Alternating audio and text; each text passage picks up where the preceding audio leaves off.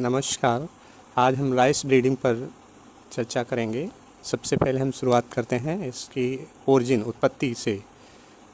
चटर्जी 1948 1948 के अनुसार धान की उत्पत्ति अफ्रीका माना गया है, परंतु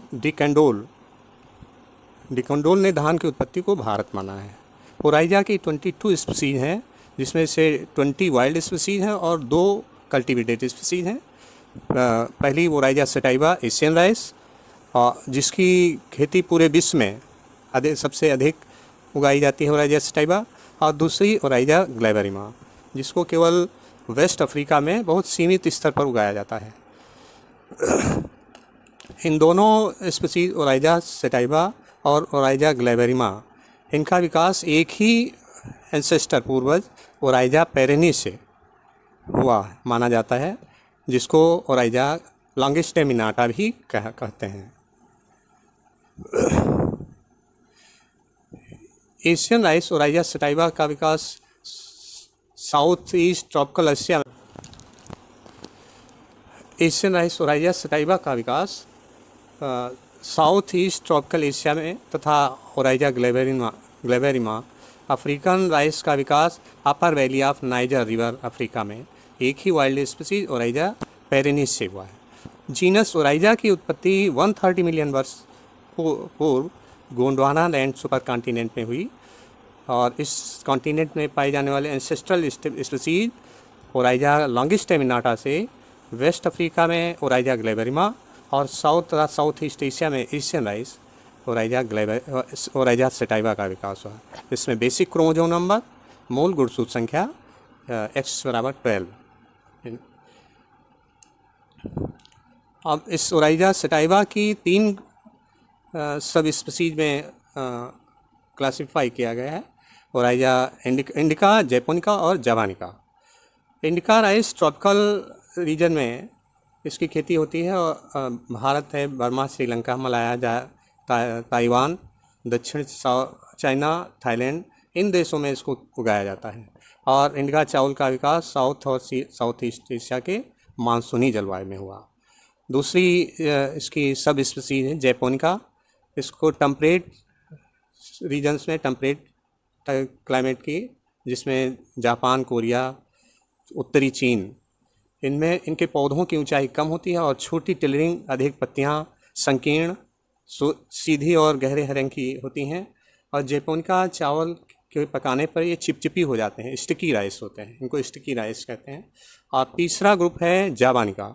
इसके कैरेक्टर्स दोनों इंडिका और जैपोनिका के मध्यवर्ती लक्षण इसमें पाए जाते हैं। इनका विकास इंडोनेशिया के सब ट्रॉपिकल क्लाइमेट में इंडिका राइस के से ही हुआ, और इनका तना स्टेम लॉन्ग और थिक होता है, पत्तियां चौड़ी, कठोर, और इनका आकार बड़ा होता है।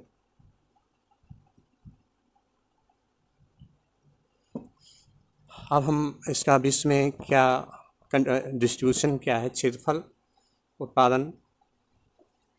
धान ट्रॉपिकल और टेम्परेट क्लाइमेट की मुख्य फसल है, और विश्व में चावल का लगभग 90% से अधिक उत्पादन और उपभोग एशिया महाद्वीप में होता है। विश्व के प्रमुख धान उत्पादक देश हैं चीन, Bharat, Indonesia, Bangladesh, Vietnam, America, Thailand, Philippines, Pakistan. सबसे अधिक चीन में इसका उत्पादन होता है, और दूसरे नंबर अपना भारत में है, उत्पादन किया जाता है। और भारत की प्रमुख धान उत्पादक राज्य हैं उत्तर प्रदेश, पश्चिम बंगाल, आंध्र प्रदेश, पंजाब, उड़ीसा, बिहार, छत्तीसगढ़ और कर्नाटक, मध्य प्रदेश। ये कुछ मेजर राइस ग्रोइंग स्टेट्स हैं। विश्व में चावल के उत्पादन में चीन के बाद अपने भारत का दूसरा स्थान है, सेकेंड रैंक है।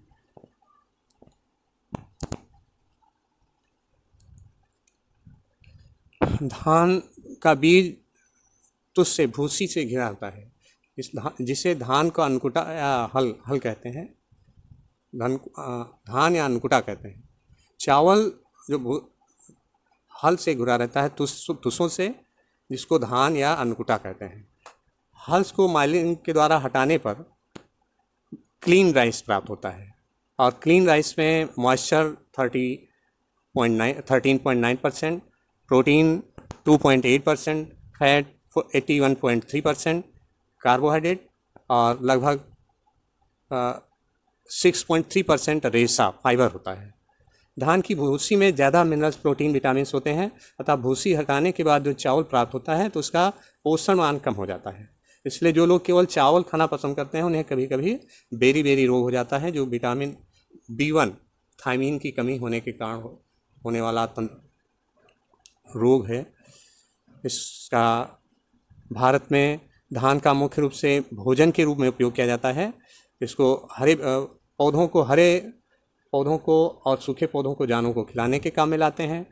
जो कांच का सामान है उसकी पैकिंग करने में, पशुओं के नीचे बिछाने के लिए काम में लाते हैं, मशरूम उत्पादन में और खाद बनाने में इसका उपयोग किया जाता है। और धान की भूसी से राइस ब्राउन ऑयल तेल प्राप्त होता है, जिसका उपयोग साबुन, सौंदर्य उत्पादों और जंग रोधी तेल के रूप में किया जाता है। इसमें पर्याप्त मात्रा स्टार्च होता है, इसलिए क्लॉथ इंडस्ट्री में भी इसका उपयोग किया जाता है। अब इसके ब्रीडिंग सेंटर्स के बारे में हम चर्चा करेंगे, और इंटरनेशनल लेवल पर और नेशनल लेवल पर। इंटरनेशनल लेवल पर IRRI 1960 International Rice Research Institute Los Banos Manila Philippines, जिसकी स्थापना 1960 में 1960 में हुई थी। और दूसरा इंटरनेशनल सेंटर है CIAT, international centre for tropical agriculture, Colombia, 1967 में इसकी स्थापना हुई। इन दोनों को consultative group of international agriculture research, इसके द्वारा सहायता दी जाती है। 1971 में इसकी स्थापना हुई। अब नेशनल लेवल पे अपने यहाँ देश में कौन कौन से रिसर्च सेंटर्स हैं? पहला 1965 में all India coordinated rice improvement project की स्थापना हैदराबाद, आंध्र प्रदेश में हुई थी। अखिल भारतीय समन्वित धान उत्पादन चावल सुधार परियोजना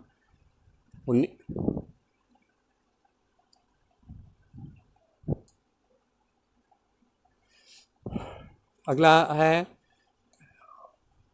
DRR, directorate of rice research, इसी का पुराना नाम है all India coordinated rice improvement project, ये नया नाम directorate of rice research DRR। अगला है central rice Research institute Cuttack Orissa, जिसकी स्थापना 1946 में हुई थी। तो ये अपने यहाँ के नेशनल सेंटर्स हैं जहाँ पर धान की रिसर्च किया जाता है। अब हम धान के प्रजनन उद्देश्य के बारे में चर्चा करते हैं। लगभग सभी फसलों का सबसे प्राइम ऑब्जेक्टिव होता है अधिक उपज देने वाली किस्मों का विकास करना है। यही धान के भी हाई यील्डिंग वैरायटी डेवलप करना इसका ब्रीडिंग ऑब्जेक्टिव होता है। और दूसरा इसकी फोटो इंसेंसिटिव वैरायटी विकसित करना, फोटो इंसेंसिटिव और फर्टिलाइजर रिस्पॉन्सिव वैरायटीज विकसित करना, बौनी किस्मों का विकास, और अर्ली मिड लेट वैरायटीज विकसित करना, अगेती मध्यम पिछेती किस्में विकसित करना, ताकि क्रॉप रोटेशन में इनको समायोजन किया जा सके। और रोग, इस फसल को नुकसान पहुंचाने वाले मुख्य बीमारियां जैसे हेलमेंथोस्पोरियम है, stem rot, seed blight, rice tungro virus, bacterial leaf blight, इन रोगों के प्रति रोधी किस्में विकसित करना ब्रीडिंग ऑब्जेक्टिव होता है। इसी प्रकार से इस क्रॉप को जो नुकसान पहुंचाने वाले मुख्य कीट हैं, इसमें stem borer, gall midge, brown plant hopper, rice gundhi bug, rice mealybug, इनको कीटों के प्रति रोधी किस्में विकसित करना ब्रीडिंग ऑब्जेक्टिव होता है। और कुछ एबायोटिक स्ट्रेसेज हैं जैसे सूखा रोधता, शीत रोधता, जल भराव रोधता, क्षारीयता, इनके प्रतिरोधी किस्में विकसित करना ब्रीडिंग ऑब्जेक्टिव होता है।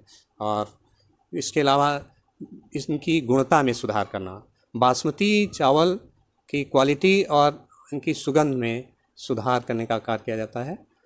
तो ये इसके प्रजनन उद्देश्य हैं, ब्रीडिंग ऑब्जेक्टिव्स।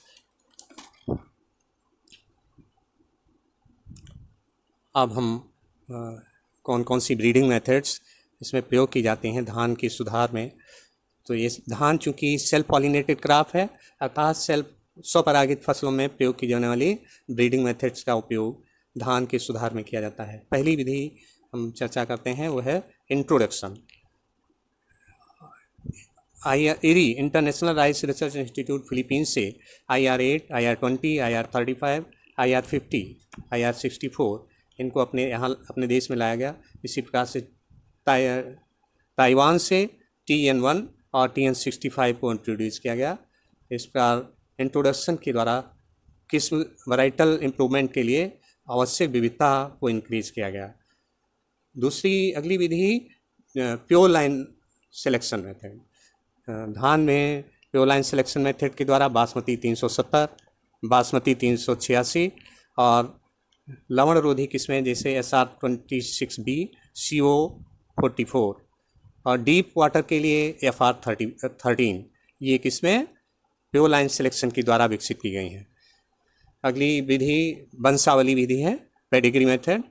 पेडिग्री मेथड के द्वारा धान की किस्में रत्ना, कृष्णा, कावेरी बाला, जया, कस्तूरी, हरियाणा बासमती ये किस्में पेडिग्री मेथड के द्वारा विकसित की गई हैं। और म्यूटेशन ब्रीडिंग के द्वारा भारत में पंकज जगन्नाथ, IIT 48, IIT 60 और हाइब्रिड म्यूटेंट 26 विकसित की गई हैं। अब हम हाइब्रिड राइस संकर धान की किस्मों के विकास से संबंधित इस पे चर्चा करेंगे। संकर धान की उपज जो सामान्य किस्म में है उनकी अपेक्षा 15 से 20% तक अधिक होती है। और संकर किस्मों का विकास सर्वप्रथम 1976 में चाइना में किया गया था और चीन के वैज्ञानिक युआन लॉन्गपिंग इनको संकर धान का जनक कहा जाता है, फादर ऑफ हाइब्रिड राइस। संकर बीज उत्पादन में cytoplasmic genetic male sterility CGMS system का प्रयोग किया जाता है। इसे 3 लाइन ब्रीडिंग सिस्टम भी कहते हैं और इसमें 3 लाइन्स होती हैं, A लाइन, B लाइन और R line. A line male style line होती है, B लाइन मेल फर्टाइल होती है, मेंटेनर लाइन होती है और R लाइन रेस्टोरर लाइन होती है। A लाइन और B लाइन ये दोनों आइसोजेनिक लाइन्स होती हैं, दोनों समान होती हैं, लेकिन अंतर होता है कि A लाइन का साइटोप्लाज्म स्टेराइल होता है और B लाइन का साइटोप्लाज्म फर्टाइल होता है। A लाइन को मेंटेन करने के लिए A लाइन का B लाइन से क्रॉस करते हैं। इस तरह से A लाइन को मेंटेन किया जाता है और इस प्रकार जो A लाइन प्राप्त होती हैं उनको फिर R लाइन के साथ में आइसोलेशन में 8:1 के रेशो में उगाया जाता है और A लाइन पर जो सीड बनता है वो हाइब्रिड सीड होता है। ये आप कुछ चित्र में देख रहे हैं, A लाइन और B लाइन में क्रॉस करके A लाइन प्राप्त होती है। F1 जो प्राप्त होता है वो मेल स्टाइल लाइन होती है। इस प्रकार से मेल स्टेरिलिटी को मेंटेन किया जाता है और फिर जो A लाइन है उसको R लाइन से क्रॉस किया गया तो हाइब्रिड सीड प्राप्त हुआ। तो इस प्रकार से हम हाइब्रिड वैराइटीज़ कैसे विकसित करते हैं, उनका सीड कैसे उत्पन्न करते हैं। अब हम बासमती राइस के बारे में चर्चा करेंगे। बासमती राइस विदेशी मुद्रा अर्जन का एक अच्छा स्रोत माना जाता है। बासमती की जो परंपरागत किस्में हैं उनके पौधे लंबे होते हैं, पिछेती किस्में होती हैं और उपज भी कम होती है। और ड्वार्फ जीन से बासमती की उपज में और इनके गुणों में सुधार किया जाता है। बासमती धान में सुगंध एक रिसेसिव जीन के द्वारा नियंत्रित लक्षण है, जबकि अन्य कंपोनेंट्स वो पॉलीजीन द्वारा नियंत्रित होते हैं। IARI न्यू दिल्ली द्वारा कुछ हाई यील्डिंग वैरायटीज, बासमती की हाई यील्डिंग वैरायटीज विकसित की गई हैं। उनमें से हैं पूसा बासमती 1121, उन्नत पूसा बासमती 1, पूसा बासमती 6, पूसा सुगंध 2, पूसा सुगंध 3 और पूसा सुगंध 5। अब हम अंत में बायोटेक्नोलॉजिकल अप्रोचेज के बारे में चर्चा करेंगे। इसमें हम बैक्टीरियल लीफ ब्लाइट के लिए रेसिस्टेंट जीन्स XA5, XA13 और XA21 को DNA मार्कर की सहायता से BPT 5204 इस वैरायटी में डायरेक्टोरेट ऑफ राइस रिसर्च के वैज्ञानिकों के द्वारा इसको ट्रांसफ़र किया गया। इस प्रकार एक ही किस्म में किसी रोग के प्रति बहुत से जीन्स को ट्रांसफ़र करना जीन पिरामिडिंग कहलाता है। इस प्रकार जीन पिरामिडिंग के लिए प्लांट बायोटेक्नोलॉजी द्वारा DNA मार्कर्स का सहारा लेकर के ऐसी किस्में विकसित की जाती हैं जो उस बीमारी या रोग और कीटों के प्रति लंबे समय तक उनमें अवरोधिता बनी रहती है। इसी प्रकार से हम गोल्डन राइस, सुनहरा चावल, इस पर चर्चा करते हैं। कुछ सुनहरा जो चावल है उसमें सामान्य रूप से विटामिन ए की कमी पाई जाती है। प्रोविटामिन ए, बीटा कैरोटीन नहीं पाई जाती है। और इस दिशा में सुधार के लिए 3 ट्रांसजीन्स को एग्रोबैक्टीरियम द्वारा धान में स्थानांतरित किया गया, जिसके कारण इन धान के चावलों का रंग सुनहरा होता है, गोल्डन, और इसीलिए इसको गोल्डन राइस या सुनहरा चावल कहते हैं। तो गोल्डन राइस में विटामिन ए और आयरन रिच ये वैरायटी है, इनको विकसित किया गया है।